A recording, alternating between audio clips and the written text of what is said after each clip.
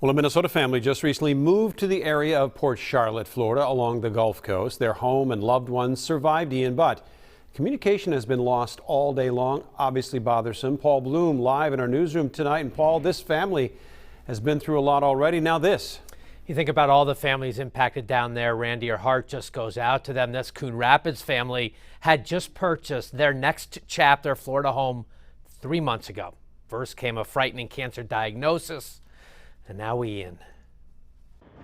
So they just barely missed the eye. It kind of took a veer. Amy Walsh has some mixed emotions. The Coon Rapids native is back here in Minnesota this week for some work obligations. Haven't seen the eye of the hurricane yet, but with blessings, things will be good. But her mother and husband are at the family's home they just bought a few months ago in Port Charlotte, Florida. The house, 15 miles from the Gulf Coast beaches, took a direct shot from the ferocious storm on Wednesday.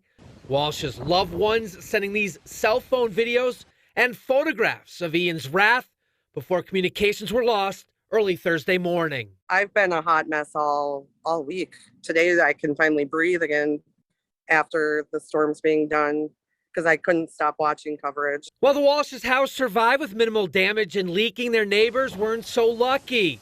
Videos from across Port Charlotte captured Ian's intensity, with Amy absolutely glued to nonstop news coverage. She's now anxious to get back down south and hug her husband Tim, who in addition to surviving a major hurricane just 3 months after relocating to Florida, was recently diagnosed with cancer. It's been insane. We found out 2 weeks after we moved that he has stage 3 colon cancer. He was hospitalized, getting his port removed on Friday last week. Yeah, it's been quite a fun ride so far.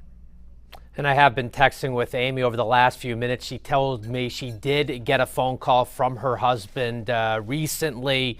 It cut out after just a few minutes. She assumed again they lost service. He says everybody is okay down there at the house. Their goal now is just to find a generator, but can't find any on any store shelves. No surprise, probably not even open at this point. As it stands, Amy currently scheduled to fly down and reunite with her husband coming up Sunday morning. We're live in the newsroom. Paul Bloom, Fox 9. All right, wish him the best.